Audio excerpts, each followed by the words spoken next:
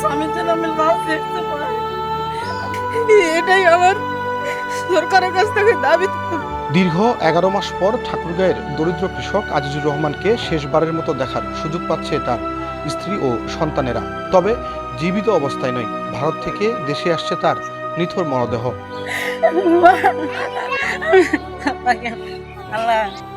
ঠাকুরগাঁ সীমান্ত থেকে আটকের পর বিএসএফের নির্যাতনে মারা যাওয়া আজিজুর রহমানের মরদেহ ভারত থেকে আনার ব্যবস্থা করেছে সরকার।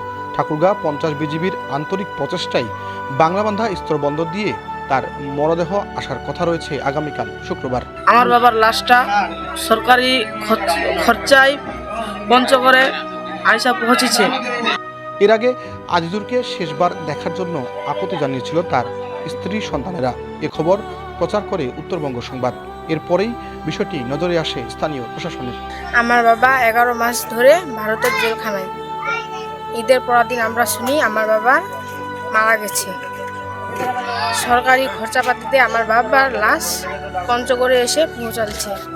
দেখা যায় কি যে ভারত থেকে না, সে কামলা দিতে গেছিল, কামলা দিয়ে ভুট্টা এলে ঘাস করছিল, পাঞ্জরা ভুট্টা ছিল, ধান ছিল, এখান থেকে টেনে হেঁচড়া বিএসএফ দিলে মারধর করছে। কে ধরলো লাস্টে ভয় পাওয়া খবর পাওয়া হলো যে আমরা ভাই। তাতে 4 জন মিলে ধরে নিয়ে যায়, 2টা পাবলিক আর 2টা বিএসএফ উঠাইলে আবার ছালাই মানে বস্তায় উঠাই নিয়ে আবার গাড়িতে উঠে চালিয়ে ফেলে দিল। আমরা বুঝলাম কি যে মারা গেছে। তারপরে কয়েকদিন পর শুনলাম কি যে জীবিত আছে। তারপরে কোনো একটা খোঁজ খবর নাই। মধ্যে মধ্যে খবর পাই তাতে কয় যে শিলিগুড়িতে ভর্তি আছে, সুস্থ আছে। এই হঠাৎ করে এই যে 2 দিন বা 3 দিন এরকম একটা খবর পাইলাম যে সে মৃত্যু করছে, মানে মৃত্যু গেল। তারপরে হরিপুরে আবার খবর পেলাম, হরিপুরে ডাকছে যে তোমার লাশের জন্য কিছু খরচ আছে। স্যার কীরকম খরচ আছে? এই পেরে ধরো যে ভারতের লাগবে 50,000 আর বাংলাদেশের খরচটা মিলে 1 লাখ টাকা খরচ হবে।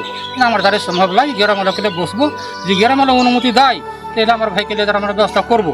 তার মধ্যে হঠাৎ করে খবর পেলাম যে পঞ্চগড়ে লাশ দিবে, হ্যাঁ লাশের জন্য ডাকছে, এখন নিজ খরচ বলে দিবে, এটাকে আমি শুনছি। 2025 সালের 14 মে ঠাকুরগাঁয়ের রানীশঙ্কের উপজেলার সীমান্ত দিয়ে গরুর জন্য ঘাস কাটতে গেলে আজিজুর রহমানকে তুলে নিয়ে যায় ভারতীয় সীমান্তরক্ষী বাহিনী বিএসএফ। এরপরে নির্যাতন ও মারপিটে ভেঙে দেওয়া হয় তার পা। এ ঘটনার পর পরিবার ধরে নিয়েছিল আজিজুর মারা গেছেন, কিন্তু কয়েকদিন পর ভারতীয় মিডিয়াতে আজিজুরকে খুঁড়িয়ে হাঁটতে দেখে আশায় বুক বাঁধে পরিবার। কিন্তু গত 22 মার্চ পরিবার জানতে পারে আজিজুর রহমান ভারতের শিলিগুড়িতে একটি হাসপাতালে চিকিৎসাধীন অবস্থায় মারা গেছেন। ধরা পড়ছে প্রায় এই থেকে 11 মাস আগে। এখন শুনছি কি যে সরকারি খরচে লাশ দিবে, এরকমই শুনছি। সরকারের এমন সহযোগিতা পেয়ে খুশি আজিজুরের পরিবার।